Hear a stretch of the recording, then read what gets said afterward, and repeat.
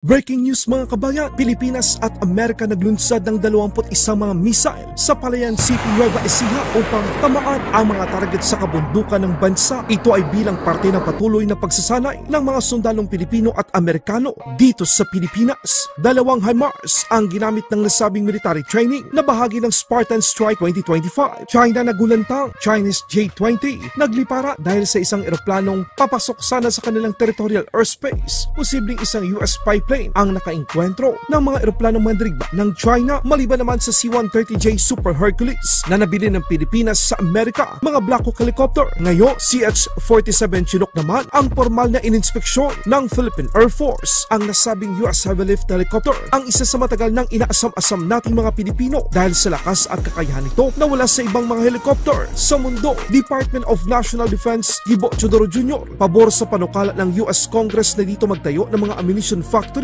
at depot sa Subic Bay para makatulong sa mga kababayan natin at sa ekonomiya ng bansa at sa patuloy na Armed Forces of the Philippines Modernization Program. Bagong barko ng Pilipinas sa South Korea nagsagawa ng mga pagsubok sa dagat.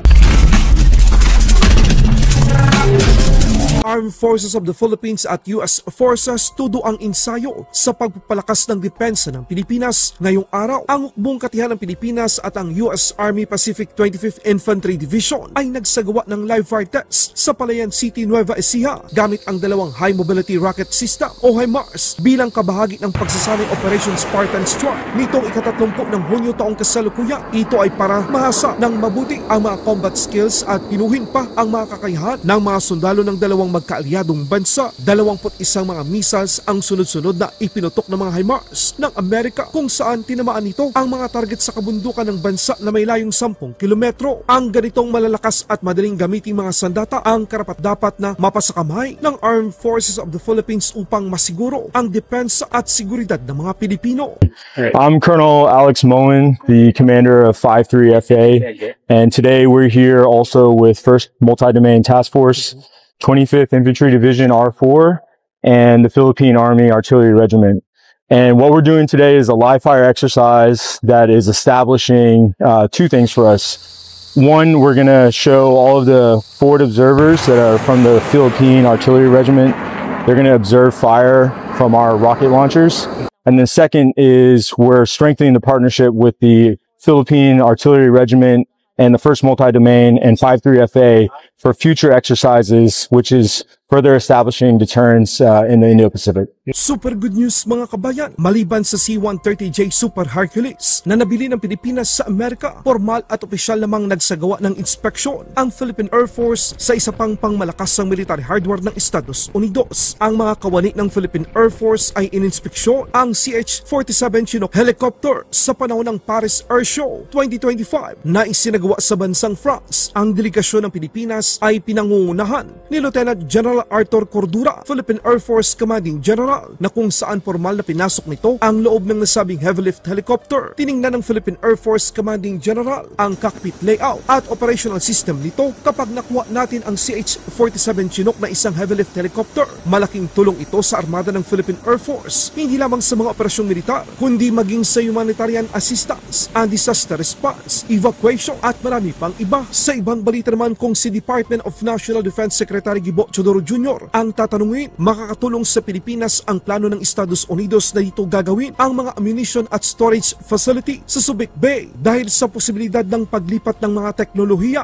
pagbibigay ng trabaho at dagdag kita naman ito para sa ikabubuti ng ekonomiya ng Pilipinas. Ito ay makakatulong din sa Armed Forces of the Philippines dahil maging tayo ay makakasiguro na meron tayong sapat na mga supply ng mga ammunition kung sakaling kinailangan natin ito. Any production dito na makakatulong sa technological transfer, empleo, revenue, dito nga gagawin is welcome. At lalo-lalo na pag meron tayong sustainability portion na magagamit natin ang produkto. But on a purely commercial basis, ito ay defense industry na mag-e-empleyo ng Pilipino sa special export processing zone. Naturally, we will consider it, and any production entity which will be of benefit to the Philippines, and not only in terms of our resilience, but improving, giving employment and other technological transfers is definitely encouraged. Being a like-minded and a treaty partner in itself. Sa ibang balita naman ayon sa China, state media nitong Lunes na ang kanilang mga J-20 stealth fighter jets ay na-intercept ang isang eroplanong mandirigma sa kanilang territorial airspace. Dagdag pa ng militar ng China na ang kanilang mga J-20 ay saktong nagsasanay at sila ay inatasan na maghanda para sa isang combat scenario. Hindi pinangalanan ng China kung anong bansa ang nagmamayari ng nasabing eroplano na nagtangkang lumapit sa territorial airspace nila. Posibleng ito ay isang P-8A Poseidon mula sa US Navy dahil Amerika lang ang may kakayahan at tapak na gawin ito sa China. 外军看到我们起来了之后，他们也是想从气势上或者说从一些方面去压倒我们但是这个时候我们肯定不能退让。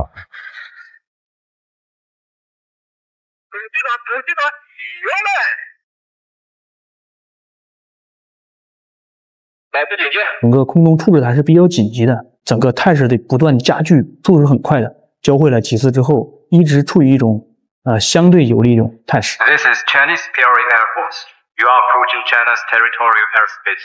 Leave immediately. Leave immediately. 现在，歼20战斗警巡东海防空识别区已经成为常态化任务。 Sa ibang balita naman, Lithuania at Pilipinas nagkapirmahan para palakasin ang alyansa ng dalawang bansa laban sa agresyon. We have to connect our peoples, those who understand very clearly that freedom is not a given. Freedom is something you have to fight for, and sometimes fight very, very hard. So therefore, now we have a framework, now we have a way forward, now we have a clear understanding that it's going to take a lot of hard work.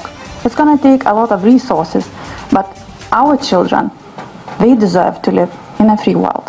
The small nations, as our president has always said, need a firm voice in international affairs. And we both resist the nomenclature that we are mere agents of other large powers when our people bear the brunt of standing up for our own national interests and our own futures as we decide it. Patrick De Jesus para sa Pambansang TV sa Bagong Pilipinas. Sa ibang balita naman, ipinakita naman ng open source ng isa sa pinakabagong barko ng Pilipinas na nasa South Korea naman ay nagsasagawa ng mga pagsubok sa dagat. Ang BRP Rahas Sulaiman PS-20, isa sa 6 na offshore patrol vessel na nabili ng Pilipinas, ay naispata malapit sa Ulsan Shipyard sa South Korea na ito ay nasa katubigan bilang bahagi ng gagawin nitong sea trials.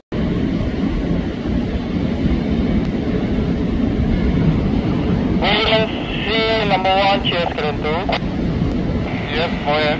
Set on our starboard side, sir.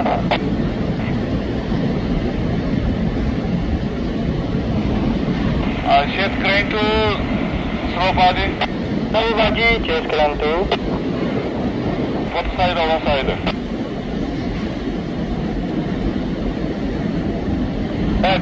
Laban Pinas.